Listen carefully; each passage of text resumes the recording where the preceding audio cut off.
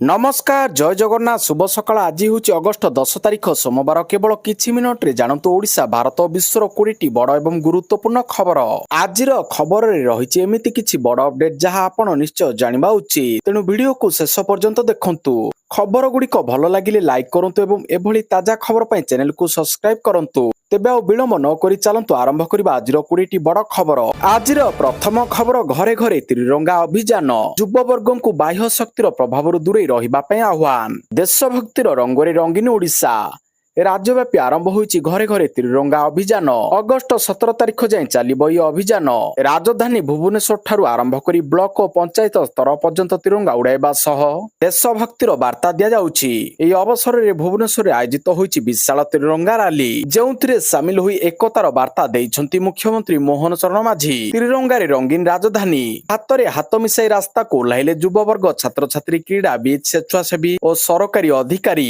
घरे घरे त्रिरंगा अभियान अंश भाव भुवनेश्वर आयोजित होईची राज्यस्तरीय त्रिरंगा रैली। परवर्ती खबर भारत समेत 5 देश उपरे 100% टैरिफ लगाइबा अमेरिका रूस रु तेल किणवा पड़िपारे महंगा पुणी भारत उपरे लागिपारे 100% टैरिफ। राष्ट्रपति डोनाल्ड ट्रंप तांको द्वितीय कार्यकाल रे अनेक देश उपरे शुल्क लगाई बेस चर्चारे रहिसंती। सेनेट रे पारित एक बिल ट्रंप को नूतन शक्ति देबो बोली आशा करा जाउची। जदि बिल अमेरिका संसदर द्वितीय गृह कांग्रेस द्वारा मध्य मंजूरी पाए तबे अमेरिका रूस एवं ईरान तैल क्रय पर भारत उपरे 100% शुल्क लागिपारे। गुरुत्वपूर्ण कथा हेउची बिल उपरे रिपब्लिकान एवं डेमोक्रेटिक शिविर गुड़िक एकमत देइथिबा जणा पड़िछि।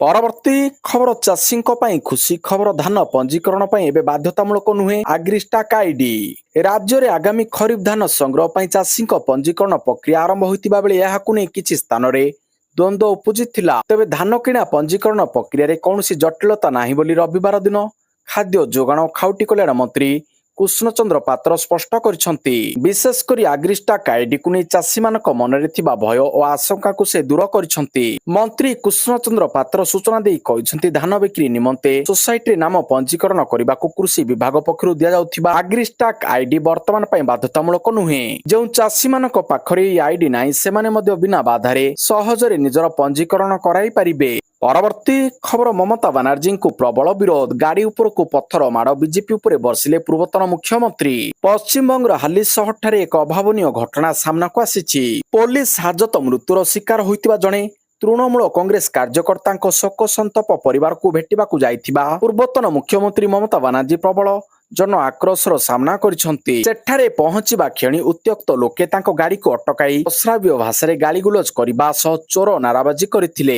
एपरिके तांको कन्भय उपरकू इटा पत्थर कादो और जोता चप्पल फिंगा जाइथिबा अभियोग होईछि। परवर्ती खबर एफडीआई मंजूरी सीमा 3 गुणा बढ़िबो 3 गुणा बढ़ाई 15,000 कोटी टंका करबाकू योजना। देशरे संप्रति 5,000 कोटी टंकार अधिक प्रत्येक विदेशी निवेश एफडीआई निवेश करने को हेले प्रधानमंत्री नरेंद्र मोदी अध्यक्षतार थिबा अर्थनैतिक व्यापार संक्रांत कैबिनेट कमिटीर एक मंजूरी आवश्यक पड़ुछि। तबे सरकार उक्त सीमा को 3 गुणा बढ़ाई 15,000 कोटी टंका करने को योजना करुछंती। वर्तमान यह आलोचना पर्याय रहिछि। सरकार व्यवसाय वातावरण को अनुकूल करने उपरे कार्य करुछंती। सीसीए निकट को प्रस्ताव न पठाई मंत्रालय गुड़िक जेभली अधिक मूल्यर एफडीआई को अनुमति दे पारिबे ताहाको दृष्टि रखी कार्यक्रम हाथ को नियाजिबो। परवर्ती खबर अगस्ट 15 पई लालकिल्ला रे 20,000 जवान मृत्यु 9,000 सीसीटीवी कैमेरा कड़ा नजर। स्वाधीनता दिवस पालन पई दिल्ली लालकिल्ला रे सुरक्षा व्यवस्था कड़ाकड़ी करा जायछि। डीसीपी उत्तर राजा बांठिया कहिसंती जे सुरक्षा नियोजन योजना को 2टी भाग रे विभक्त करा जायछि।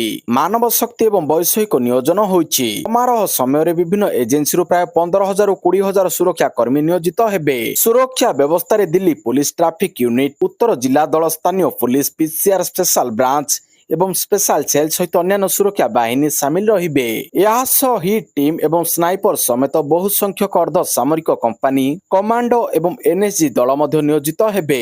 परवर्ती खबर अरुणाचल प्रदेश नुआ मानचित्र जारी कला भारत। एथिरे चीन द्वारा अवैध नियंत्रण रे थिबा अंचल मध्य रहिछि। ଭାରତ ସରକାର ଅରୁଣାଚଳ ପ୍ରଦେଶର ସର୍ଭେ ଅଫ୍ ଇଣ୍ଡିଆ ଆଧିକାରିକ ମାନଚିତ୍ର ଅପଡେଟ୍ କରିଛନ୍ତି। ଏହି ନକ୍ସାରେ ଚୀନ ସୀମା ସମ୍ପର୍କିତ ରଣନୀତିକ ରୂପେ ଗୁରୁତ୍ୱପୂର୍ଣ୍ଣ ପାସ୍ ହ୍ରଦ ବସ୍ତି ଓ 1962 ଭାରତ ଚୀନ ଯୁଦ୍ଧ ସମ୍ପର୍କିତ ଏକ ସ୍ମାରକକୁ ସାମିଲ କରାଯାଇଛି। ଭାରତ ମାନଚିତ୍ରରେ ପରିବର୍ତ୍ତନ ଏପରି ସମୟରେ କରିଛି ଯେତେବେଳେ ଚୀନ ଲଗାତାର ଅରୁଣାଚଳ ପ୍ରଦେଶକୁ ଜଙ୍ଗନାନ ବା ଦକ୍ଷିଣ ତିବ୍ବତ କହି ଅନେକ ସ୍ଥାନରେ ନାମ ବଦଳାଇବାକୁ ଉଦ୍ୟମ କରୁଛି। ଅରୁଣାଚଳ ପ୍ରଦେଶର ଆଧିକାରିକ ସର୍ଭେ ଅଫ୍ ଇଣ୍ଡିଆ ମ୍ୟାପକୁ ଅପଡେଟ୍ କରି ଚୀନ ସୀମା ସମ୍ପର୍କିତ 27 ଗୁରୁତ୍ୱପୂର୍ଣ୍ଣ ସ୍ଥାନକୁ ଭାରତୀୟ ନାମ ସହିତ ଚିହ୍ନିତ କରାଯାଇଛି। ପରବର୍ତ୍ତୀ ଖବର ଶେଷ ଓଭରରେ ହ୍ୟାଟ୍ରିକ୍ ଛକା ସହ କଲେ 23ର ଡ୍ର ହେବାକୁ ଥିବା ମ୍ୟାଚରେ ଭାରତକୁ ବିଜୟୀ କରାଇଲେ ସିରାଜ। ଭାରତ ଓ ଶ୍ରୀଲଙ୍କା ମଧ୍ୟରେ ଖେଳାଯାଉଥିବା 3 ଦିନିଆ ଅଭ୍ୟାସ ମ୍ୟାଚ ଡ୍ର ଆଡକୁ ଯାଉଥିଲା, କିନ୍ତୁ ସେହି ଖେଳର ତୃତୀୟ ଦିନ ଶେଷ ଓଭରରେ ଭାରତୀୟ ବୋଲର ମହମ୍ମଦ ସିରାଜ ଯେଉଁଭଳି ବ୍ୟାଟିଂ କଲେ ତାହା ଅଦ୍ଭୁତ ଥିଲା। ସିରାଜ ଚମତ୍କାର ପାଳି ଖେଳି ଭାରତକୁ ବିଜୟୀ କରାଇଥିଲେ। ସିରାଜ ମ୍ୟାଚର ଶେଷ ଓଭରରେ ମାତ୍ର 6ଟି ବଲରେ ମ୍ୟାଚର ମୋଡ ସମ୍ପୂର୍ଣ୍ଣ ବଦଳାଇ ଦେଇଥିଲେ। ଶେଷ ଓଭର 6ଟି ବଲରେ କଲେ 23 ରନ୍। ମ୍ୟାଚରେ ଭାରତକୁ ଜିତିବା ପାଇଁ 207 ରନ୍ ଟାର୍ଗେଟ ମିଳିଥିଲା। ଭାରତୀୟ ଟିମ୍ ଜିତିବା ନିକଟତମ ହୋଇଯାଇଥିଲା, କିନ୍ତୁ ଶେଷ ଓଭରରେ ଜିତିବା ପାଇଁ 15 ରନ୍ ଆବଶ୍ୟକତା ଥିଲା, ଅର୍ଥାତ୍ 6ଟି ବଲରେ ଭାରତକୁ 15 ରନ୍ କରିବାର ଥିଲା। ସିରାଜ ଶେଷ ଓଭରର ପ୍ରଥମ 3ଟି ବଲରେ କ୍ରମାଗତ ଛକା ମାରି ହ୍ୟାଟ୍ରିକ୍ ଛକା ମାରି ଭାରତକୁ ଜିତାଇଥିଲେ। ପରବର୍ତ୍ତୀ ଖବର ମୋଦିଙ୍କୁ ଫୋନ କଲେ ଜେଡି ଭାନ୍ସ, ଆହୁରି ମଜବୁତ ହେବ ଭାରତ ଆମେରିକା ସମ୍ପର୍କ। ମୋଦି ଭାନ୍ସ ଫୋନରେ ଆଲୋଚନା। ମୋଦିଙ୍କୁ ଫୋନ କଲେ ଆମେରିକା ଉପରାଷ୍ଟ୍ରପତି ଜେଡି ଭାନ୍ସ। ଭାରତ ଆମେରିକା ସମ୍ପର୍କ ନେଇ ବଡ଼ ଆଲୋଚନା। ଆହୁରି ମଜବୁତ ହେବ ଭାରତ ଆମେରିକା ସମ୍ପର୍କ। ରଣନୈତିକ ଭାଗିଦାରୀ ଉପରେ ଫୋକସ। ବାଣିଜ୍ୟରୁ ପ୍ରତିରକ୍ଷା ସହଯୋଗ ବଢାଇବେ ଭାରତ ଆମେରିକା। $500 ବିଲିୟନ ବାଣିଜ୍ୟ ଲକ୍ଷ୍ୟ। ଉଭୟ ନେତା ଭାରତ ଆମେରିକା ବ୍ୟାପକ ବିଶ୍ୱସ୍ତରୀୟ ରଣନୀତିକ ଭାଗିଦାରୀକୁ ଆହୁରି ମଜବୁତ କରିବା ଦିଗରେ ବିସ୍ତୃତ ଆଲୋଚନା କରିଛନ୍ତି। ଉଭୟ ନେତା ବାଣିଜ୍ୟ, ପ୍ରତିରକ୍ଷା, ଗୁରୁତ୍ୱପୂର୍ଣ୍ଣ ଏବଂ ଉଦୀୟମାନ ପ୍ରଯୁକ୍ତି ବିଦ୍ୟା, ଶକ୍ତି ସୁରକ୍ଷା ଏବଂ ଗୁରୁତ୍ୱପୂର୍ଣ୍ଣ ଖଣିଜ ପଦାର୍ଥ ଭଳି ପ୍ରମୁଖ କ୍ଷେତ୍ରରେ ସହଯୋଗକୁ ଆହୁରି ଆଗକୁ ବଢାଇବା ପାଇଁ ସେମାନଙ୍କର ପ୍ରତିଶ୍ରୁତିବଦ୍ଧତା ଦୋହରାଇଛନ୍ତି। ପରବର୍ତ୍ତୀ ଖବର ଶଙ୍ଖ ଭବନରେ ବିଶ୍ୱ ଆଦିମ ଜନଜାତି ଦିବସ ପାଳିତ। ଶଙ୍ଖ ଭବନରେ ୱାର୍ଲଡ ଇଣ୍ଡିଜେନିୟସ ପିପୁଲ୍ସ ଡେ ପାଳିତ ହୋଇଯାଇଛି। ଏହି ଅବସରରେ ଆୟୋଜିତ କାର୍ଯ୍ୟକ୍ରମରେ ମୁଖ୍ୟ ଅତିଥି ଭାବରେ ଯୋଗଦେଇ ବିଜୁ ଜନତା ଦଳ ସଭାପତି ତଥା ବିରୋଧୀ ଦଳ ନେତା ଶ୍ରୀ ନବୀନ ପଟ୍ଟନାୟକ କହିଛନ୍ତି ଯେ ବିଜୁ ଜନତା ଦଳ ସରକାର ସମୟରେ ଜନଜାତି ବର୍ଗର ବିକାଶ ପାଇଁ ଅନେକ ଯୁଗାନ୍ତକାରୀ କାର୍ଯ୍ୟକ୍ରମ ଆରମ୍ଭ କରାଯାଇଥିଲା। ଉଚ୍ଚଶିକ୍ଷାଠାରୁ ଆରମ୍ଭ କରି ସେମାନଙ୍କ ଜୀବନ ଜୀବିକା ଆଦି ବିଭିନ୍ନ କ୍ଷେତ୍ରର ବିକାଶ କରି ସେମାନଙ୍କୁ ସଶକ୍ତ କରିବାକୁ ପଦକ୍ଷେପ ନେଇଥିଲେ। ବିଜୁ ଜନତା ଦଳକୁ ଜନଜାତି ଭାଇ ଭଉଣୀମାନଙ୍କର ଶ୍ରେଷ୍ଠ ବନ୍ଧୁ ଭାବରେ ଅଭିହିତ କରି ଶ୍ରୀ ପଟ୍ଟନାୟକ କହିଛନ୍ତି ଯେ ତାଙ୍କ ସରକାର ସମୟରେ ପଞ୍ଚାୟତକୁ ଜଙ୍ଗଲଜାତ ଦ୍ରବ୍ୟର ସଂଗ୍ରହ ଅଧିକାର ମିଳିଥିଲା। ପରବର୍ତ୍ତୀ ଖବର ଚାକିରି ହରାଇବା ମାତ୍ରେ ଆମେରିକା ଛାଡିବାକୁ ପଡିବ, ଭାରତୀୟଙ୍କୁ ଝଟକା ଦେବାକୁ ଆମେରିକାର ଯୋଜନା। ଚାକିରି ହରାଇବା ପରେ ଆମେରିକାରେ ବିଦେଶୀ କର୍ମଚାରୀଙ୍କ ପାଇଁ ନୂଆ ଚାକିରି ଖୋଜିବା ପାଇଁ 60 ଦିନର ସମୟ ସୀମା ଏବେ ଉଚ୍ଛେଦ ହୋଇପାରେ। ଟ୍ରମ୍ପ ପ୍ରଶାସନ ଏହାକୁ ଉଚ୍ଛେଦ କରିବା ପାଇଁ ଏକ ପ୍ରସ୍ତାବ ଉପରେ ବିଚାର କରୁଛନ୍ତି। ତେବେ ଏହି ପ୍ରସ୍ତାବ ବର୍ତ୍ତମାନ white house office of management and budget OMB ଦ୍ୱାରା ସମୀକ୍ଷାଧୀନ ଏବଂ ଏପର୍ଯ୍ୟନ୍ତ ପ୍ରଣୟନ କରାଯାଇ ନାହିଁ। ପ୍ରସ୍ତାବରେ ମହଲତ ଅବଧିକୁ ସମାପ୍ତ କରିବାକୁ କୁହାଯାଇଛି। ଆମେରିକାର ଏହି ପଦକ୍ଷେପ ଶ୍ରମିକ ଏବଂ ସେମାନଙ୍କ ନିର୍ଭରଶୀଳ ମାନଙ୍କୁ ତୁରନ୍ତ ଦେଶ ଛାଡିବା ପାଇଁ ବାଧ୍ୟ କରିପାରେ। ପରବର୍ତ୍ତୀ ଖବର ଫୁକେଟ ଦିଲ୍ଲୀ ଏୟାର ଇଣ୍ଡିଆ ବିମାନ ଟର୍ବୁଲାନ୍ସ ଘଟଣା। ପାଇଲଟଙ୍କ ନମୁନାରେ ମିଳିଲା ସନ୍ଦେହଜନକ ପଦାର୍ଥ। ଗତ ଅଗଷ୍ଟ 4 ତାରିଖରେ ଫୁକେଟରୁ ନୂଆଦିଲ୍ଲୀ ଆସୁଥିବା ଏୟାର ଇଣ୍ଡିଆ ବିମାନ ଆକାଶରେ ପ୍ରବଳ ଝଡ଼ ଓ ଟର୍ବୁଲାନ୍ସର ସମ୍ମୁଖୀନ ହେବା ଘଟଣାର ତଦନ୍ତ ବର୍ତ୍ତମାନ ଏକ ନୂଆ ମୋଡ ନେଇଛି।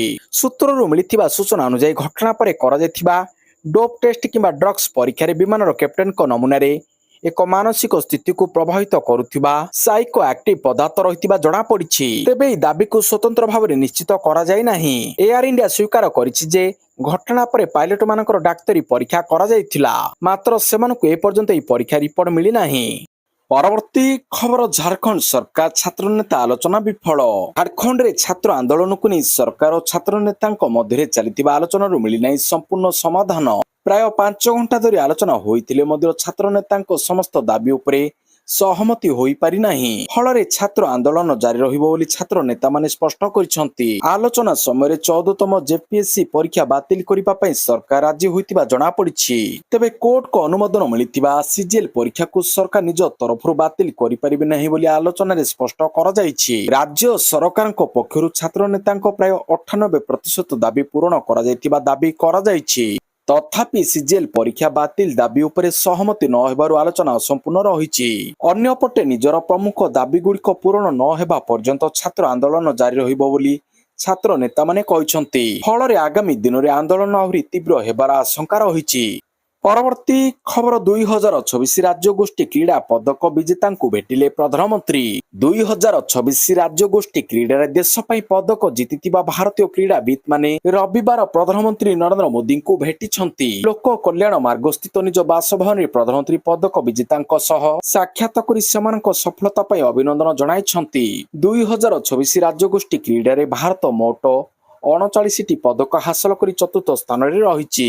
ଭାରତୀୟ କ୍ରୀଡ଼ାବିତ୍ ମାନଙ୍କ ଏହି ଉଲ୍ଲେଖନୀୟ ପ୍ରଦର୍ଶନ ପାଇଁ ପ୍ରଧାନମନ୍ତ୍ରୀ ସେମାନଙ୍କୁ ବଧାଇ ଜଣାଇବା ସହ ଦେଶର ଗୌରବ ବଢାଇଥିବାରୁ ପ୍ରଶଂସା କରିଥିଲେ। ପରବର୍ତ୍ତୀ ଖବର ପୁରୀରେ ରହି ମହାପ୍ରଭୁଙ୍କ ଦର୍ଶନରୁ ବଞ୍ଚିତ ପୁରୀବାସୀ ଦାବି ପୂରଣ ପାଇଁ 130 ଦିନର ପଦଯାତ୍ରା। ଶ୍ରୀକ୍ଷେତ୍ରରେ ରହି ମଧ୍ୟ ପୁରୀବାସୀଙ୍କୁ ମହାପ୍ରଭୁଙ୍କ ଦର୍ଶନ ପାଇଁ ଲମ୍ବା ଲାଇନରେ ଛିଡା ହେବାକୁ ପଡୁଛି। ଭିଆଇପିଙ୍କ ଦର୍ଶନ ପାଇଁ ସ୍ୱତନ୍ତ୍ର ପ୍ରବେଶ ହେଲେ ପୁରୀବାସୀଙ୍କ ପାଇଁ ଲମ୍ବା ଧାଡି। ସ୍ଥାନୀୟ ଲୋକଙ୍କ ପାଇଁ ସ୍ୱତନ୍ତ୍ର ଦର୍ଶନ ବ୍ୟବସ୍ଥା ଦାବିରେ ଏବେ ଆନ୍ଦୋଳନ ତେଜ ହୋଇଛି। ପୁରୀବାସୀଙ୍କ ପଦଯାତ୍ରା 130 ଦିନରେ ପହଞ୍ଚିଛି। ଗତ ଜୁନ 23 ତାରିଖରେ ରଥଯାତ୍ରା ଦ୍ୱିତୀୟ ସମନ୍ୱୟ ବୈଠକରେ ପୁରୀ ସହରବାସୀଙ୍କ ପାଇଁ ସ୍ୱତନ୍ତ୍ର ଦର୍ଶନ ବ୍ୟବସ୍ଥା ନେଇ ଆଇନ ମନ୍ତ୍ରୀ ଘୋଷଣା କରିଥିଲେ। ଆଧାର କାର୍ଡ ସ୍କାନ କରି ପୁରୀବାସୀଙ୍କୁ ସହଜରେ ଶ୍ରୀମନ୍ଦିର ପ୍ରବେଶ ସୁଯୋଗ ମିଳିବ ବୋଲି କୁହାଯାଇଥିଲା। ଏଥିପାଇଁ ପ୍ରାୟ 3 ମାସ ତଳୁ ଓକାକୁ ଦାୟିତ୍ୱ ଦିଆଯାଇଥିବା କୁହାଯାଇଥିଲା। ହେଲେ ରଥଯାତ୍ରା ସରିଗଲା 2 ମାସ ବିତିଗଲାଣି, କିନ୍ତୁ ଏଯାଏଁ ସ୍ୱତନ୍ତ୍ର ଦର୍ଶନ ବ୍ୟବସ୍ଥା କାର୍ଯ୍ୟକାରୀ ହୋଇନାହିଁ। ଏହାକୁ ନେଇ ପୁରୀବାସୀଙ୍କ ମଧ୍ୟରେ ଅସନ୍ତୋଷ ବଢୁଛି। ପରବର୍ତ୍ତୀ ଖବର ଗାଜା ଶାନ୍ତି ଯୋଜନାକୁ ନେତାନ୍ୟାହୁଙ୍କ ପ୍ରତ୍ୟାଖ୍ୟାନ। ଇସ୍ରାଏଲ ପ୍ରଧାନମନ୍ତ୍ରୀ ବେଞ୍ଜାମିନ୍ ନେତାନ୍ୟାହୁ ଗାଜା କିମ୍ବା ୱେଷ୍ଟ ବ୍ୟାଙ୍କରେ ପାଲେଷ୍ଟାଇନ ରାଷ୍ଟ୍ର ଗଠନ ସମ୍ଭାବନାକୁ ସମ୍ପୂର୍ଣ୍ଣ ପ୍ରତ୍ୟାଖ୍ୟାନ କରିଦେଇଛନ୍ତି। ଇସ୍ରାଏଲ ଗଣମାଧ୍ୟମ ଅନୁସାରେ ନେତାନ୍ୟାହୁ ରବିବାର କହିଛନ୍ତି ଯେ ପର୍ଯ୍ୟନ୍ତ ସେ ପ୍ରଧାନମନ୍ତ୍ରୀ ଅଛନ୍ତି ସେ ପର୍ଯ୍ୟନ୍ତ ଗାଜା କିମ୍ବା ୱେଷ୍ଟ ବ୍ୟାଙ୍କରେ କୌଣସି ପାଲେଷ୍ଟାଇନ ରାଷ୍ଟ୍ର ରହିବ ନାହିଁ। ନେତାନ୍ୟାହୁ 15 ସୂତ୍ରୀୟ ଗାଜା ଶାନ୍ତି ଯୋଜନାକୁ ପ୍ରତ୍ୟାଖ୍ୟାନ କରିବା ପରେ ଗାଜାରେ ଯୁଦ୍ଧ ସମାପ୍ତ କରିବା ଦିଗରେ ଆମେରିକା ରାଷ୍ଟ୍ରପତି ଡୋନାଲ୍ଡ ଟ୍ରମ୍ପଙ୍କ ସଫଳତା ଦାବିକୁ ଏକ ବଡ଼ ଝଟକା ଲାଗିଛି। ପରବର୍ତ୍ତୀ ଖବର ରାଜସ୍ଥାନରେ ଜୈସି ଏ ମହମ୍ମଦର 2 ଆତଙ୍କବାଦୀ ଗିରଫ। ସ୍ୱାଧୀନତା ଦିବସ ପୂର୍ବରୁ ଏକ ବଡ଼ ସୁରକ୍ଷା ଅଭିଯାନ ଅନ୍ତର୍ଗତ ରାଜସ୍ଥାନର ଅପରାଧ ତଦନ୍ତ ବିଭାଗ ସିଆଇଡିର ସ୍ୱତନ୍ତ୍ର ଶାଖା ନିଷିଦ୍ଧ ଆତଙ୍କବାଦୀ ସଂଗଠନ ଜୈସି ଏ ମହମ୍ମଦ ସହିତ ସମ୍ପର୍କ ଥିବା ଅଭିଯୋଗରେ ଟୋଙ୍କ ଜିଲ୍ଲାରୁ 2 ଜଣଙ୍କୁ ଗିରଫ କରିଛି। ବସିତ ବୁରହାନ ନାମକ 2 ଅଭିଯୁକ୍ତଙ୍କୁ 2 ଦିନ ଧରି ପୃଥକ ପୃଥକ ଅପରେସନରେ ଅଟକ ରଖାଯାଇଥିଲା। ଗିରଫଦାରୀ ପରେ ଅଧିକ ତଦନ୍ତ ଓ ପଚରାଉଚରା ପାଇଁ ଉଭୟଙ୍କୁ ରାଜସ୍ଥାନ ଆତଙ୍କବାଦ ନିରୋଧୀ ସ୍କ୍ୱାଡକୁ ହସ୍ତାନ୍ତର କରାଯାଇଛି। ପରବର୍ତ୍ତୀ ଖବର ମହଙ୍ଗା ହେବ ତେଲ, ସାବୁନ, ବିସ୍କୁଟ ଓ ଅନ୍ୟ ନିତ୍ୟ ବ୍ୟବହାର୍ଯ୍ୟ ସାମଗ୍ରୀ। ଦର ବୃଦ୍ଧି ପ୍ରସ୍ତୁତି କରୁଛନ୍ତି ଏଫଏମସିଜି କମ୍ପାନୀ। ବଢିବ ନିତ୍ୟ ବ୍ୟବହାର୍ଯ୍ୟ ସାମଗ୍ରୀ ଦର। ଚିନି ଓ ପାମ୍ ତେଲ ମହଙ୍ଗା ହେବା କାରଣରୁ ବିସ୍କୁଟ ପ୍ୟାକେଟ ଓଜନ ହ୍ରାସ ହେବ। କମ୍ପାନୀ ବିକ୍ରି ପ୍ରଭାବିତ ନ କରି ସନ୍ତୁଳିତ ମୂଲ୍ୟ ବୃଦ୍ଧି କରିବେ। ମାର୍ଜିନ ରକ୍ଷା କରିବାକୁ ପ୍ୟାକ୍ ଓଜନ ହ୍ରାସ ଅଥବା ସିଧା ମୂଲ୍ୟ ବୃଦ୍ଧି ଏକମାତ୍ର ବିକଳ୍ପ। ଦେଶରେ ଖାଉଟିଙ୍କ ଉପରେ ପୁଣି ଏକ ମହଙ୍ଗା ମାଡ଼ ପଡ଼ିବାକୁ ଯାଉଛି। ବିସ୍କୁଟ, ସାବୁନ ଓ ତେଲ ଭଳି ନିତ୍ୟ ବ୍ୟବହାର୍ଯ୍ୟ ସାମଗ୍ରୀ ଉତ୍ପାଦନ କରୁଥିବା ଦିଗ୍ଗଜ କମ୍ପାନୀ ସେପ୍ଟେମ୍ବର ତ୍ରୟମାସିକରେ ସେମାନଙ୍କର ବଛା ବଛା ଉତ୍ପାଦର ମୂଲ୍ୟ ବୃଦ୍ଧି କରିବା ପାଇଁ ଯୋଜନା କରୁଛନ୍ତି।